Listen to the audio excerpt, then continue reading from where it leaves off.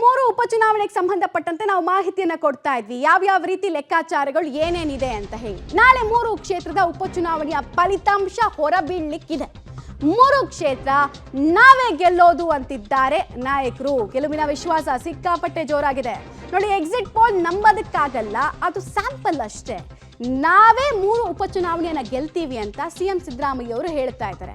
ಇತ್ತ ಬಿಜೆಪಿ ರಾಜ್ಯಾಧ್ಯಕ್ಷ BY ವಿಜಯೇಂದ್ರ ಕೂಡ ನಮ್ಮದೇ ಗೆಲುವು ಅಂತ ಹೇಳ್ತಾ ಇದ್ದಾರೆ. ಸೊ ಗೆಲುವು ನಿಜವಾಗ್ಲೂ ಯಾರಿಗೆ, ಯಾರು ಯೋಗ್ಯರು ಅಂತ ಡಿಸೈಡ್ ಮಾಡಿದ್ದಾರೆ ಮತದಾರರು ಆಲ್ರೆಡಿ. ಅದೆಲ್ಲವೂ ನಾಳೆ ಗೊತ್ತಾಗುತ್ತೆ. ಏನೇ ಆಗಲಿ ವಿಶ್ವಾಸ ಇದೆ. ಇಲ್ಲಿ ಬೈ ಎಲೆಕ್ಷನ್ ಇಲ್ಲಪ್ಪ. ಹರಿಯಾಣದಲ್ಲಿ ಏನಾಯ್ತು ನಿಮ್ಮ ಎಕ್ಸಿಟ್ ಪೋಲು? ಅದರಿಂದ ಅದ್ರ ಮೇಲೆ ನಂಬ್ಕೊಳಕ್ಕಾಗಲ್ಲ. ಶಾಂಪಲ್ ಅಷ್ಟೇ. ಅದೇನು ಇಡೀ ಕಾನ್ಸ್ಟಿಟ್ಯೂನ್ಸಿನೆಲ್ಲ ಸರ್ವೆ ಮಾಡ್ಬಿಟ್ರ? ನನ್ನ ಪ್ರಕಾರ, ನನಗಿರೋ ಇನ್ಫಾರ್ಮೇಶನ್ ಪ್ರಕಾರ will win all the 3 elections.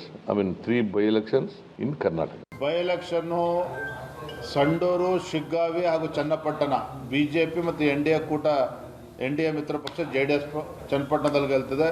Shiggavi ಹಾಗೂ ಸಂಡೂರಿನಲ್ಲಿ ಭಾರತೀಯ ಜನತಾ ಪಾರ್ಟಿ ಗೆಲ್ತದೆ. ರಿಸಲ್ಟ್ ನಾವು 3 ಗೆದ್ದಿದ್ದೀವಿ. ನಿಮಗೆ ಆಶ್ಚರ್ಯ ಆಗಂತ ರೀತಿಯಲ್ಲಿ ಫಲಿತಾಂಶ ಬರುತ್ತೆ. 3 ಗೆದ್ದಿದ್ದೀವಿ.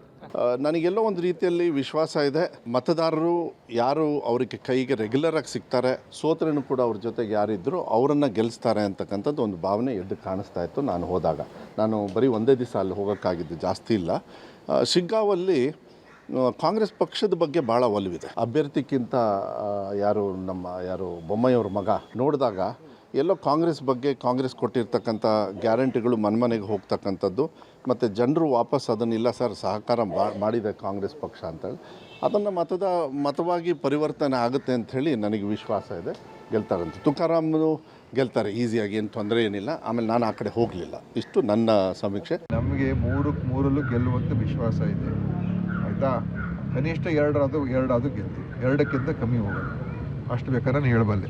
ಎಲ್ಲ 3ರಲ್ಲಿ 2 ಅಂತ ನೀವು ಇಟ್ಕೊಳ್ಳಿ. ಅದಾದರೂ ನೀವು ನಿಮ್ಮ ಲೆಕ್ಕಾಚಾರ 3 ಗೆಲ್ತೀವಿ ಅಂತ ನನಗೆ ವಿಶ್ವಾಸ. ಆದರೆ ಚುನಾವಣೆಗಳು ಹೇಳೋಕ್ಕಾಗೋದಿಲ್ಲ. ಅದು 2 ಕನಿಷ್ಠ ನಾವು ಗೆದ್ದೇ ಗೆಲ್ತೀವಿ.